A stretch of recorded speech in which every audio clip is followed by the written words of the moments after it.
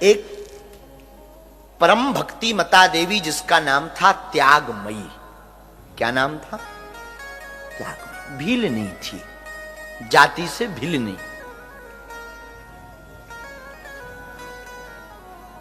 उसका पति था बड़ा सरल सहज सीधा साधा, जंगल में रहते थे, वन में निवास करते थे। उनके घर के नजदीक थोड़ी दूरी पर वन में एक शिवालय था, टूटा फूटा, एकदम टूटा हुआ। कभी कभी वो जाते, दर्शन करते। एक दिन इसके पति ने कहा कि तुम्हें लगता नहीं मंदिर बहुत दिनों तक कोई जल चढ़ाने नहीं आता, शिव जी की पूजा करने नहीं आता, कुछ अपन लोगों को करना चाहिए। तो पत्नी ने कहा महाराज मैं कहना चाहती थी पर संकोच बस नहीं बोल पाई। आप लाओ ना, उतना दूर जाना बड़ा मुश्किल है, थोड़ा दूर है, आप शिव जी को लाओ। तो उसका पति थोड़ा बलशाली था, हट्टा कट्टा, तो शंकर जी की बड़ी सी पिंडी कंधे पर उठा कर ले आया, घर लाके रख लिया। रास्ते में एक गुरुदेव मिले, एक संत मिले, उनको प्रणाम किया, महाराज हम जा रहे हैं, शिव जी को ले जा रहे हैं, कोई पाप तो नहीं लगेगा। दोनों पति पत्नी ले जा रहे थे। महात्मा ने कहा कोई पाप नहीं लगेगा, अच्छा है, पर एक काम करो, ले तो जा रहे पर नियम करना। महाराज क्या नियम है? भस्म लगाना, बिल्वपत्र चढ़ाना, रोली तिलक लगाना, जल चढ़ाना, आरती करना, कर्पूर गौरम करुणावतारम संसार सारम भुजगेंद्र हारम सदा वसंतम हृदयार वृंदे भवम भवानी सहितम नमामि। हम लोग ये आरती गाते हैं पर प्रायः आप लोगों को सुनकर आश्चर्य लगेगा, ये कोई आरती नहीं है, ये भोले बाबा के स्वरूप के वर्णन की स्तुति है। इसमें कर्पूर गौरम, ये जो कपूर जैसा रंग है ये भोले बाबा का है। कर्पूर गौरम करुणावतारम, भोले बाबा इतने करुणावतार हैं, इतने भोले हैं कि इनका नाम भी भोले पड़ गया। संसार सारम, संसार के सार, भुजगेंद्र हारम, भुज माने भुजगेंद्र मतलब नाग, नाग का ही जिनके गले में हार है, तो भुजगेंद्र हारम सदा वसंतम, सदैव मौज में रहते हैं, अक्खड़ फक्कड़। भोले बाबा के भक्त जितने भी मिलेंगे तुम्हें अक्खड़ और फक्कड़ मिलेंगे। अभी हम काशी गए ना, काशी के निवासी सब अक्खड़ फक्कड़, हर हर महादेव। तो सदा वसंतम हृदयार वृंदे भवम भवानी सहितम नमामि। तो तुम ले जा तो रहे हो, गुरुजी ने कहा एक काम करना, भस्मी लगाना, बिल्वपत्र चढ़ाना, जल चढ़ाना, तिलक लगाना, आरती करना। हाँ नियम ना टूटे वरना पाप लगे। गुरुदेव जो आपकी आज्ञा। त्यागमयी भीलनी और उसका पति दोनों शिव जी को लाए, घर में पधारना कर दी, रख लिया।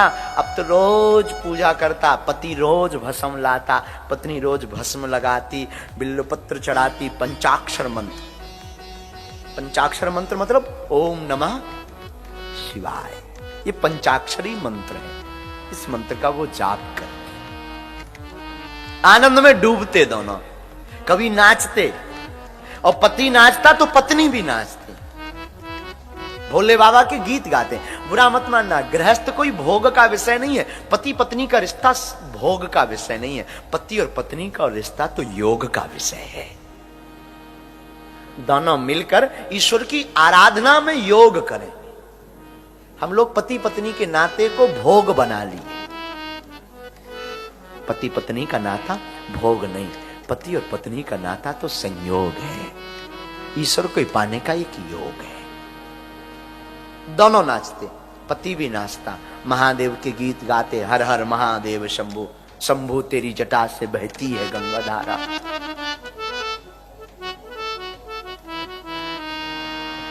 एक बार एक घटना घटी, पूछो क्या। रात हुई, बरसात का मौसम, बरसात में जोर की बारिश हुई। सुबह हुई, दोनों ने जल चढ़ाया भोले बाबा को, भस्म के लिए पूरे जंगल में भागा, पर सब गीला हो गया। शमशान मरघट की जितनी राख थी बह गई, भस्म बची नहीं। मनहीन करके वापस लौटा। गुरुदेव भी मिले रास्ते में, गुरुजी आज भस्म नहीं है, क्या करें? गुरुजी ने कहा कोई बात नहीं। घर पर आया, पत्नी को बताया, भस्म नहीं है आज। भस्म तो जानते ना, भस्म नहीं मिली, विभूति नहीं मिली, आज क्या चढ़ाऊं? पत्नी ने पति के भाव को पढ़ लिया कि भस्म के बिना इन्हें लग रहा पूजा अधूरी है, इनका मन हीन है। तो पत्नी ने हाथ जोड़कर कहा बुरा मत मानो और आप परेशान मत हो, एक काम करो, मैं अभी व्यवस्था करती हूं। झोपड़ी बना रखी थी, गरीब थे, जंगल में रहते थे। झोपड़ी का पूरा सामान, बारिश तो बंद हो गई थी, घर के बाहर रखा, झोपड़ी की घास फूस निकाली, घास फूस लकड़ी जितनी झोपड़ी की लगी थी सब निकाली, दिया सलाई, आगी जलाने के लिए सामान निकाला और कपड़े पहन करके उस घास फूस की लकड़ियों पर बैठ गई। पति ने कहा ये क्या कर रही हो? बोली महाराज तुम सोचना मत, तुम्हें हमारी सौगंध है, तुम इस लकड़ियों में आग लगा दो, मैं इस लकड़ियों पर बैठी हूं, मैं जल जाऊंगी, मेरे जलने के बाद जो भस्म निकले ना उससे महादेवों को विभूति लगा देना, पूजा कर लेना, पूजा अधूरी ना रहे तुम्हारी, तुम्हारा मन खिन्न ना रहे। पति की आंखों में आंसू आ गए कि तू बड़ी बड़ी भाग्यशाली है, लेकिन ऐसा मत कर, तुझे छोड़कर तू मुझे छोड़कर जाएगी, पर मैं कैसे पूजा करूंगा? पत्नी कहती रोना नहीं, चुप हो जाओ, ये भी मत सोचो।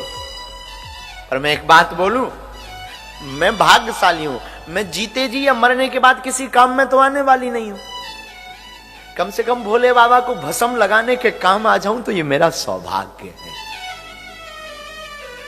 पति चिघाड़ कर रोया, पत्नी ने सौगंध रख दी, मेरी बात मानो तुम आग लगाओ। पति से पत्नी बिछुड़ रही थी, पति को बुरा लग रहा था, पर भाग्यमती मुस्कुरा रही थी, क्योंकि गुरु ने आज्ञा दी थी कि भस्म लगाना, और गुरु की आज्ञा टलनी नहीं चाहिए। बुरा मत मानना मेरे माई बाप जितने यहां पागल बैठे हैं, आज की कथा में एक सूत्र लेकर जाना, किसी की बात मानो या ना मानो, पर माता पिता गुरु की बात कभी टालना मत। इनकी वाणी जो बोले गुरु बनाओ, एक गुरु रखो, योग्य गुरु। जरूरी नहीं है वो गुरु तुमको मिले, जरूरी नहीं है वो गुरु तुम्हारे कान फूंके, तुम्हें मंत्र दे, नहीं नहीं नहीं नहीं, जो गुरु तुम्हारी बाएं पकड़कर हनुमान से जोड़ने का काम करे वो गुरु है।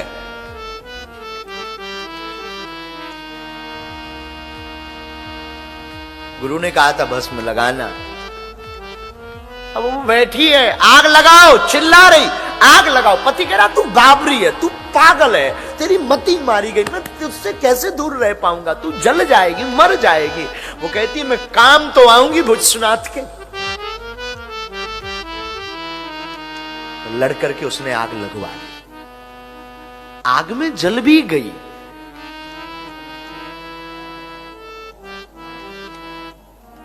शरीर ध्वस्त हो गया, राख उठाई भस्मी, उसके पति ने महादेव को रोते रोते लगाया। एक दो सौभाग्य उसको रोना दो कारण से आ रहा है, एक तो पत्नी के बिछुड़न पर रोना आ रहा, दूसरा इस बात पे भी रोना आ रहा कि मैं कितना भाग्यशाली हूं कि मेरी ऐसी पत्नी है जिसने मेरे पूजा के भाव को रखने के लिए अपने प्राण त्याग दिए। दोनों से रो रहा, आंखें झरझर करके उसकी बह रही। उसने महादेव को भस्म लगाई, आरती की, स्तुति की, और जैसे ही नाचने का मन हुआ तो आज तो और बाबरा बन के नाच रहा। नाचना प्रारंभ ही किया, गुरु ने इस दशा और दिशा को देखा, गुरु गदगद हो गए, विश्वनाथ से भी रहा नहीं गया, और देखते ही देखते, नाचते ही नाचते उसकी पत्नी भी पुनः अग्नि से प्रकट होकर के नृत्य करती। पति ने कहा मैं सपना तो नहीं देख रहा, कोई ये प्रेतनी तो नहीं है, ये तो जल गई थी, तू कौन है? भाग्यमती है। उसने हाथ पकड़ करके कहा स्वामी आज तक गुरु की आज्ञा मानने वाला और शिव को मानने वाला कभी घाटा नहीं खाया जिंदगी में, ये गुरु कृपा है। ये गुरु बुरा मत मानना मेरे माई बाप, हम तो तुमसे सिर्फ इतना कहते हैं, तुम्हारा गुरु एक बार बोल देना तो तुम किंतु परंतु मत करना, कुछ मत करना। जिसे तुमने गुरु माना ना, देखो गुरु कहना मत, और कहना तो फिर छोड़ना मत। हमारे पूज्य गुरुदेव का एक शब्द बड़ा प्यारा था। हमारे पूज्य गुरुदेव कहते थे, या तो गुरु को मानना छोड़ दो अथवा गुरु पर सब कुछ छोड़ दो। फिर सुनो पागलो, या तो आज के बाद तुम लोग गुरु को मानना छोड़ दो अथवा गुरु के ऊपर सब कुछ छोड़ दो, पर अपनी जिंदगी का आनंद तुम स्वयं लो, फिर मौज स्वयं लो, फिर आपको लगेगा जिंदगी क्या है।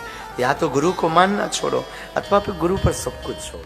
हनुमान जी महाराज प्रकट भय तो इनके नाम के आगे मात्र नाम की बड़ी महिमा है। अंजना नंदनम वीरम, माता का नाम पहले इनके परिचय में आता। हनुमान चालीसा में भी महाराज जी पहले ही वर्णन आता, अंजनी पुत्र, उसमें भी पहले ही माता जी का नाम आता। अच्छा, माता जी का नाम इतना क्यों आ रहा? पिताजी का आना चाहिए। देखो पहली बात तो यह है कि भारत हमारा मातृत्व प्रधान देश है, और भारत ही नहीं नेपाल भी मातृत्व प्रधान देश है। जहां सप्तकोशी गंगा माता हो, गायत्री माता हो, जानकी माता हो, इसलिए यह राष्ट्र भी मातृत्व प्रधान देश है। बोलो जय सिया राम। तो हनुमान जी के नाम में माता जी का नाम सर्वोपरि है। हनुमान जी प्रकट भय, और बाल्यकाल से ही हनुमान जी महाराज तो अद्भुत प्रतिभा के धनी हैं। श्री शंकर जी का तेज है, शंकर जी ही वानर बन करके प्रकट भय हैं। शंकर जी ने माता पार्वती जी से कहा था, क्या कहा? जब राम जी के अवतार के बारे में भगवान शंकर ने सुना कि अयोध्या में प्रभु श्री राम प्रकट हो रहे हैं, राम जी नारायण बनेंगे नर, तो भगवान शंकर ने कहा हम बनेंगे बानर, बानर बन करके जाएंगे। और नारद जी ने भी श्राप दिया था, करी है कीस सहाय तुम्हारी, तो शंकर जी वानर बन करके प्रकट हुए। लेकिन मन में भाव आया, सरकार की सेवा कैसे प्राप्त होगी? वानर भी ऐसे वैसे नहीं बने। बोले बाबा बोले कि हम वानर बनेंगे, तो पार्वती जी कहती हम बनरिया बनेंगे। शंकर जी ने कहा वहां कोई साथ में नहीं जाएगा, तो क्या उपाय किया जाए? पार्वती जी बड़ी दुखी होने लगी, आंखों में आंसू आ गए। आप अकेले अकेले प्रभु के अवतार की लीला का दर्शन करेंगे, हमारे साथ कोई नहीं रहेगा, हम यहां क्या करेंगे? तब भगवान शंकर ने कहा और तो कोई उपचार नहीं है, एक उपचार है। बोले क्या? बोले हम बानर बनते हैं, तुम हमारी पूंछ बन जाओ। बोलो सीताराम। तो शंकर जी हैं हनुमान जी, और हनुमान जी की पूंछ है पार्वती जी। अच्छा महाराज जी, आप कहोगे कि ये सिद्ध कहां हो रहा? तो प्रायः हमने एक संत के मुख से सुनी थी ये कथा, लेकिन ये सिद्ध बहुत सटीक तरीके से हो रही कि पार्वती जी पूंछ क्यों बनी। अब प्रश्न ये उठता है, तो पार्वती जी पूंछ इसलिए बनी क्योंकि उन्होंने सती का भेष जब धारण था, उनका सती का स्वरूप था, तब सीता जी का अपराध किया था। सीता रूप धारण करके सती ने सीता जी का अपराध किया था, उनको मांगनी थी क्षमा, पर सीता जी थी अग्नि में। राम जी ने कहा था तुम पावक मह करहु निवासा, इसलिए हनुमान जी बने बानर, पार्वती जी बनी पूंछ। लंका में लगी आगी, तब पार्वती जी ने जब आग लगी तो वहीं जानकी जी से क्षमा मांगी है। इसलिए शंकर जी हैं बानर और पार्वती जी कौन है? और ये बात हम नहीं कह रहे, हनुमान जी ने भी एक दो जगह संकेत किया। राम जी ने पूछा हनुमान जी से, क्यों लंका तुमने जलाई? हनुमान जी बोले हमने नहीं जलाई, पीछे वालों का मामला है, हमारा कोई लेने नहीं, पीछे वालों का मामला है। राम जी बोले पर पीछे है कौन? हनुमान जी बोले पूंछ। तो राम जी बोले पूंछ भी तो तुम्हारी है। बोले पूंछ है तो हमारी, पर पूंछ भी तो तुमसे ही हमारी है। ये हमने नहीं लंका जलाई, पूंछ ने जलाई। इन संकेतों से सिद्ध होता है कि शंकर जी हैं हनुमान। अब हनुमान जी बनकर के प्रकट भय अंजनानंदनम वीरम, अंजनानंदन बनकर प्रकट भय तो थोड़ा बड़े भय। अब हनुमान जी ने एक दिन माता जी से कहा हमको भूख लगी है। भूख लगी? माता ने कहा हम अभी आपको लाल लाल फल ला रहे हैं। जब तक माता जी फल लाने के लिए गई तब तक उगे हुए लाल लाल सूर्य को ही हनुमान जी फल समझ बैठे। एक छलांग मारकर गगन में उड़कर ब्रेकफास्ट में सूर्य भगवान को खा लिया। एक बार में ही पा लिया। जहां पा लिया हाहाकार मच गया। जब देवताओं ने स्तुति की तब जाकर के हनुमान जी ने सूर्य भगवान को छोड़ा। अन्य कथाएं भी जुड़ी हैं। हनुमान जी ने जब सूर्य भगवान को छोड़ा और वापस आए, आज भी सूर्य भगवान उदय होने के ठीक बाद लाल से पीले पड़ जाते। पता है क्यों? इन्हें आज भी डर है कि ज्यादा देर तक लाल रहेंगे तो कहीं फिर से। बोलो सीताराम। पूज्य श्री नारायण दास भक्तमाली, परम पूज्य गोलोकवासी श्री नारायण दास भक्तमाली जी, बक्सर वाले मामा जी, बड़े अद्भुत रचना के साथ में गीत गाया करते थे। गगन में मारी, एक उछाल गगन में जाकर के हनुमान जी ने लाल फल समझ करके सूर्य को पा लिया। इतनी शक्ति के धाम, अतुलित बल धाम श्री अंजनानंदन हनुमान जी महाराज, कामतजयी हनुमान जी महाराज के बल को देखकर देवता भी चकित रह गए। माता पिता भी हनुमान जी के परेशान होने लगे। इतना बल है, इतना अतुलनीय बल। हनुमान जी श्री सुदर्शन सिंह चक्र जी अपनी पुस्तक में लिखते हैं आंजनेय की आत्मकथा में, बहुत प्यारी कथा लिखते हैं। आंजनेय की आत्मकथा श्री सुदर्शन सिंह चक्र जी कहते हैं कि जब हनुमान जी भरत जी के और शत्रुघ्न जी को, लक्ष्मण जी के कुमारों को कथा सुना रहे हैं, तब वो बताते हैं उन कुमारों को कथा सुनाते हुए कि बच्चों, हम बचपन में इतने बलवान थे। हनुमान जी कथा सुनाते कहते इतने बलवान थे कि बड़े बड़े हाथी गज जब वन में घूमा करते थे तो हम उनके पैर पकड़ करके उनको छटपटा करके छोड़ देते थे। बड़े बड़े गजों को पकड़ लेते थे, उनके पैर पकड़कर फेंक देते थे। वृक्षों को उखाड़ डालते थे, उखाड़ते हम सहजता में थे, उछाल मारते थे, वृक्ष उखड़ जाते थे। इतना बल देख करके हनुमान जी कहते हैं हमारे माता पिता परेशान रहने लगे। हनुमान जी के बल का कोई भी पार नहीं है। अतुलित बल है, अतुलित बल है, अतुलनीय बल है। एक संत कहते थे एक गज जिसमें एक हाथी बराबर बल होता है उसको कहते हैं गज। जिसमें 10,000 हाथियों बराबर बल होता है उसको कहते हैं दिग्गज। एक हाथी बराबर जिसमें बल है वो है गज। 10,000 हाथियों बराबर जिसमें बल है वो है दिग्गज। 10,000 दिग्गजों बराबर जिसमें बल है वो राजा इंद्र का हाथी है ऐरावत।